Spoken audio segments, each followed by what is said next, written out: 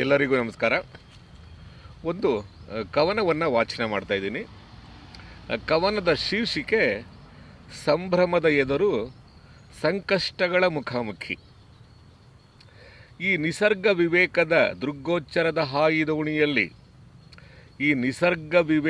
ದೃಗ್ಗೋಚ್ಚರದ ಹಾಯಿದೋಣಿಯಲ್ಲಿ ವೈರುಧ್ಯಗಳು ತುಂಬಿಕೊಂಡಿವೆ ಈ ಬಾಳಬುತ್ತಿಯಲ್ಲಿ. ಒಂದಾಗಿಲ್ಲ, ಅದರಲ್ಲಿ ಎರಡು ಇರುತ್ತದೆ. ಅದು ಮತ್ತೊಂದಕ್ಕೆ ನಾಂದಿ ಹಾಕುವ ಪ್ರಕೃತಿಯ ದೇಖುರೇಖು. ಒಂದಾಗಿಲ್ಲ, ಅದರಲ್ಲಿ ಎರಡು ಇರುತ್ತದೆ. ಅದು ಮತ್ತೊಂದಕ್ಕೆ ನಾಂದಿ ಹಾಕುವ ಪ್ರಕೃತಿಯ ದೇಖುರೇಖು. ಒಂದರೊಳಗೊಂದು ಚಲಿಸುವ ಈ ಶಬ್ದದ ದಾಂಗುಡಿಯಲ್ಲಿ ನಿಶ್ಶಬ್ದ ತನ್ನಷ್ಟಕ್ಕೆ ತಾನು ಪ್ರಕಟಗೊಂಡು ಚಲಿಸಿದೆ.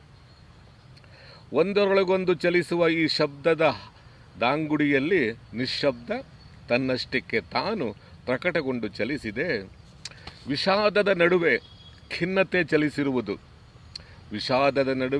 ಖಿನ್ನತೆ ಚಲಿಸಿರುವುದು, ವೇದನೆಯಲ್ಲಿ ಸಂವೇದನೆ ಸೇರಿಕೊಂಡು ನಲಿದಿದೆ. ಹೆಚ್ಚು ಹೊತ್ತು ಯಾವ ಸಂಭ್ರಮವೂ ಉಳಿಯುವುದಿಲ್ಲ.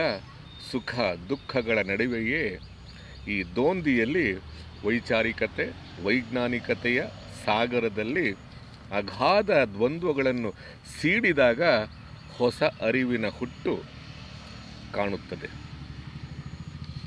ಹೆಚ್ಚು ಹೊತ್ತು ಯಾವ ಸಂಭ್ರಮವೂ ಉಳಿಯುವುದಿಲ್ಲ. ಸುಖ ದುಃಖಗಳ ನಡುವೆಯ ಈ ದೋಂದಿಯಲ್ಲಿ ವೈಜ್ಞಾನಿಕತೆಯ ಸಾಗರದಲ್ಲಿ ಅಗಾಧ ದ್ವಂದ್ವಗಳನ್ನು ಸೀಡಿದಾಗ ಹೊಸ ಅರಿವಿನ ಹುಟ್ಟು ಕಾಣುತ್ತದೆ. ಇಲ್ಲಿ ಯಾವುದು ಜಡ ಸ್ಥಿರ ಶಾಶ್ವತದ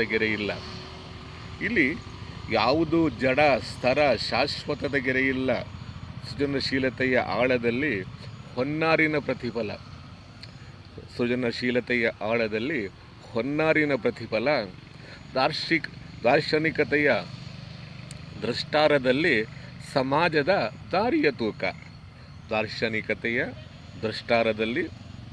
ಸಮಾಜದ ದಾರಿಯ ತೂಕ. ಭೂಮಿ ಆಕಾಶದ ತೂಕ ಹೊತ್ತು ಮನುಷ್ಯ ನಿಂತಿದ್ದಾನೆ. ಈ ಬಯಲೆಂಬ ಆಲಯದ ಧೂಪದಲ್ಲಿ. ಭೂಮಿ ಆಕಾಶದ ತೂಕ ಹೊತ್ತ ಮನುಷ್ಯ ನಿಂತಿದ್ದಾನೆ ಈ ಬಯಲೆಂಬ ಆಲಯದ ಧೂಪದಲ್ಲಿ. ನಮಸ್ಕಾರ.